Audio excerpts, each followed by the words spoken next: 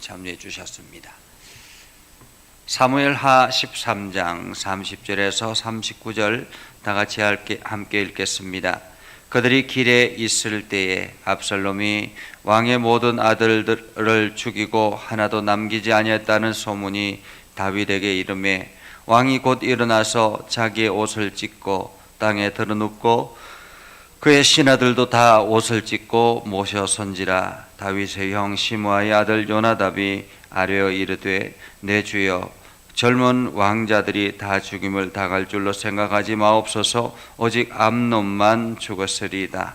그가 압살롬의 누이 다말을 욕되게 한 날로부터 압살롬이 결심한 것이니이다. 그러한즉 내 주 왕이여 왕자들이 다 죽은 줄로 생각하여 상심하지 마옵소서. 오직 암논만 죽었으리다 하니라. 이에 압살롬은 도망하니라. 파수하는 청년이 눈을 들어보니 보아라 뒷산 언덕길로 여러 사람이 오는도다. 요나답이 왕께 아뢰되 보소서 왕자들이 오나이다. 당신의 종이 말한 대로 되었나이다 하고 말을 마치자 왕자들이 이르러 소리를 높여 통곡하니 왕과 그의 모든 신하들도 심히 통곡하니라. 압살롬은 도망가여 거슬왕 암미훌의 아들 달미에게로 갔고 다윗은 날마다 그의 아들로 말미암아 슬퍼하니라. 압살롬이 도망하여 거슬로 가서 거기에 산지 3년이라. 다윗 왕의 마음이 압살롬을 향하여 간절하니 암논은 이미 죽었으므로 왕이 위로를 받았습니다. 아멘. 오늘도 하나님의 은혜가 여러분의 삶에 가득하기를 바랍니다. 여러분들이 하는 모든 일들 가운데서 주의 영광을 드러내기를 주님의 이름으로 축복합니다. 우리가 기둥이 무너지면 집이 무너진다라는 말이 있습니다. 그것처럼 가정의 영적인 기둥이 무너지면 그 가정의 영적인 것이 다 무너질 수 있다라는 거죠. 또 다윗 가문에서 영적인 기둥은 다윗이라고 말할 수 있습니다. 그런데 그 다윗이 바세바를 범함으로 인해서 그리고 우리아를 죽음의 내몰므로 인해서 하나님의 진노를 받고 또한 영적인 기둥이 무너지는 장면을 우리는 보죠. 그것으로 말미암아 시작된 다윗의 가정에 일어나는 여러 가지 일들의 첫 번째 문제라고 말할 수 있습니다. 그것은 바로 왕자들의 난이라 이렇게 말할 수 있겠죠. 우리나라 조선시대 때도 마찬가지였죠. 태조가 나라를 건국하고 그리고 난 다음에 이제 왕자를 세워서 후계를 구도를 하였습니다. 그러나 그 후계 구도에서 반란을 일으킨 이방원, 그가 형들을 다 죽이고 자기가 나중에 왕이 되려고 하는 왕위 계성 1위가 되는 그러한 역사를 우리는 보지 않습니까? 어쩌면은 암논은 장자였기 때문에 왕위 계성 1순위라고 말할 수 있습니다. 반면에 압살롬은 아주 뒤에 후순위라고 말할 수가 있겠죠. 정치적인 욕망도 있는 압살롬이었던 것 같습니다. 그럼에도 불구하고 그 장자 형 암논이 있었기 때문에 아무것도 할 수 없는 그러한 상황이었습니다. 압살롬이 기회만 보고 있는데 때가 왔던 것이죠. 암논이 자기 동생 다말을 강간함으로 인해서 강간하고 난 다음에 뒤처리도 깨끗하지 못했죠. 다말을 집에서 내어 쫓고 결국에는 강간만 한 것으로 끝이 나버렸습니다. 문제는 다윗 왕이었습니다.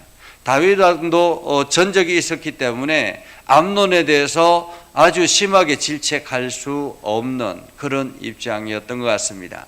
그래서 암논에 대해서 징계하지도 아니하고 그냥 화만 냈다라고 성경은 기록하고 있습니다. 징계하지 아니하고 그냥 묻어두었습니다. 그리고 압살롬과 다말을 위로하지도 않았습니다. 그냥 그것으로 잊혀진 듯한 그러한 사건이었죠. 우리가 좋은 것이 좋다라고 말하기도 합니다. 그러나 반드시 좋은 것이 좋은 것은 아닌 것 같습니다. 죄는 반드시 거기에 대해서 무언가 상처를 입히기도 하고 이 죄로 인해서 여러 가지 다른 문제들이 발생하는 것을 우리는 보게 되죠. 어쩌면 2년 동안 다윗의 집안에는 아무 일도 없었던 것처럼 그냥 조용하게 지냈던 것입니다. 그러나 그 안에 복수의 칼날을 갈고 있었던 압살롬이 있었죠. 겉으로는 아무렇지 않게 여겨졌지만 속으로는 여전히 칼을 갈고 있었다라는 것입니다. 그리고 2년 동안 준비한 때가 드디어 되었습니다. 마침 어제 말씀을 통해서 보한 것처럼 양털 깎는 날짜가 되어서 왕을 초대했지만 왕이 오지 않는다고 하자 왕이 서열 개성 1위인 암논을 초대합니다. 왕이 거기까지 왕자가 갈 필요 있냐라고 했지만은 강권해서 우리가 지금 이 양털을 깎는 아주 중요한 일이니까 반드시 왕자 암논이 와서 이게 함께 격려해주고 해야 된다라고 해서 허락을 하죠. 결국에는 암논이 가서 암논과 왕자들이 함께 다 가서 이 잔치를 베풀고 술을 흥청망청 먹고 마시고 인사불성이 되었을 때 암논을 죽이라라는 그런 명령하에 암논을 죽입니다. 암살이 성공적으로 끝이 나 버렸죠.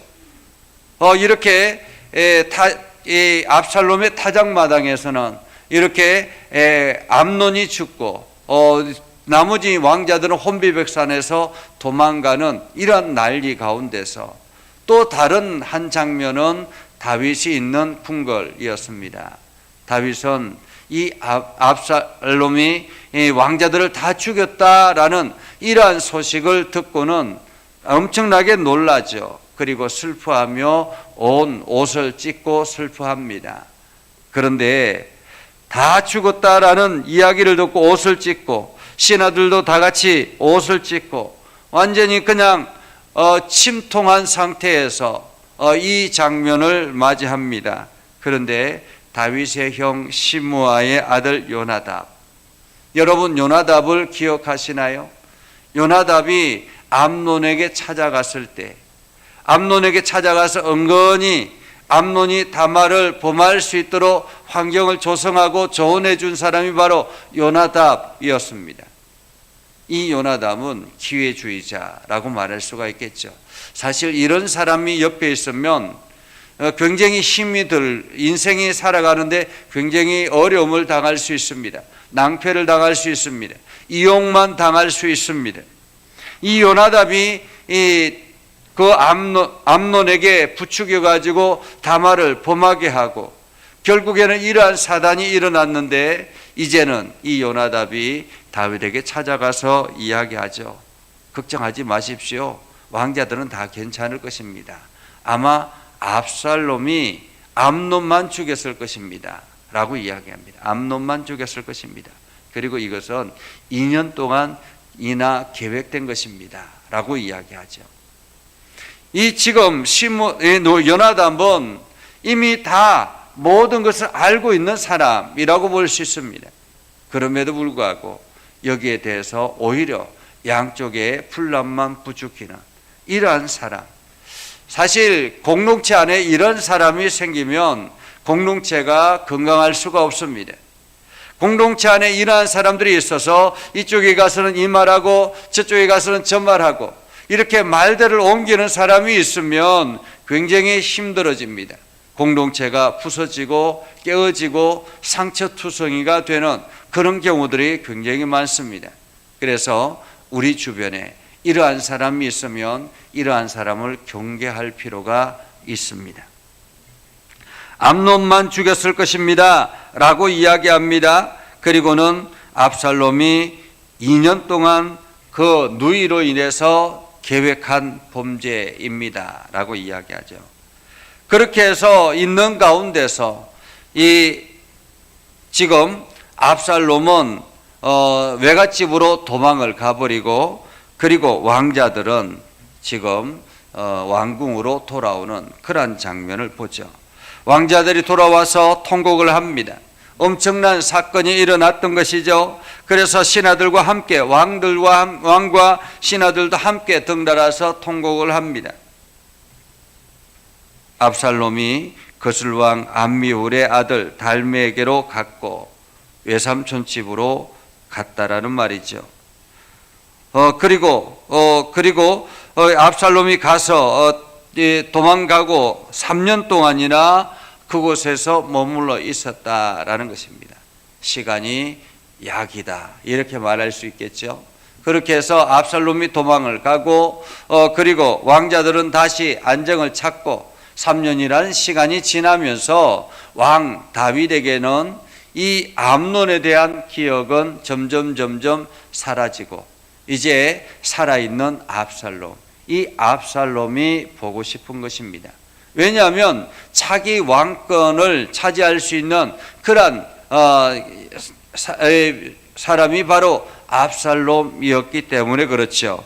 그는 얼굴이 준수했고 그리고 용기도 대단한 사람이었기 때문에 어쩌면 차기 왕위를 물려줄 수 있는 그러한 사람 중에 한 사람이라고 생각하실 수 있겠습니다.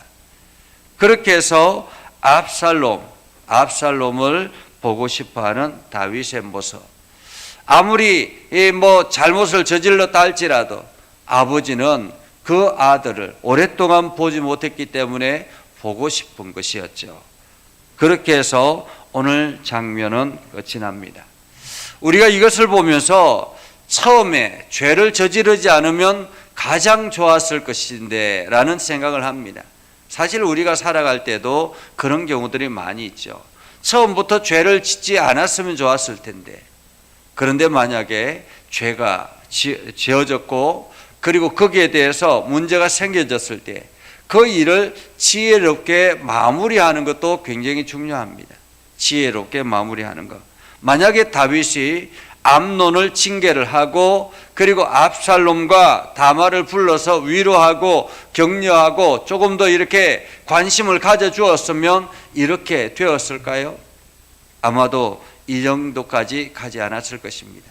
그런데 다윗이 자기가 행한 일들이 있기 때문에 감히 그렇게 할 수가 없었던 것이죠. 그렇게 해서 결국에는 이러한 문제가 사단이 일어나게 되었고 이것으로 인해서 엄청난 파국이 일어났다라는 것입니다. 이것이 바로 죄의 청구서라고 말할 수 있습니다. 죄의 청구서. 우리는 그냥 욕망 하나 가지고 일을 저질렀지만은 별것 아닌 것으로 생각했지만은 하나님께서 우리에게 요구하시는 죄의 청구서, 내민 죄의 청구서는 엄청난 것이었다. 다윗이 그 밧세바를 아내로 맞이함으로 인해서 다윗은 즐거웠을지 모르지만은 그 가정은 엄청난 몸살을 앓고 있다라는 것을 우리는 보게 되죠. 그래서 오늘도 우리 자신을 돌아보고 우리 자신을 점검하고 우리는 이러한 죄를 범하지 않도록 최선을 다해서 우리가 노력하는 저와 여러분이 될 수 있기를 주님의 이름으로 축복합니다. 기도하겠습니다.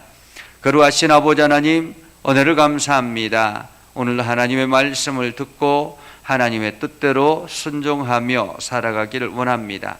하나님, 우리 가운데 역사해 주시고 하나님의 선한 뜻을 이루게 하시고 하나님의 영광을 드러내게 하여 주시옵소서. 오늘도 기도하며 나아갈 때마다 하나님의 풍성함이 넘쳐나게 하시고 오늘도 우리에게 깨닫는 지혜를 얻게 해 주셔서 우리가 죄로부터 멀어지게 하여 주시옵소서.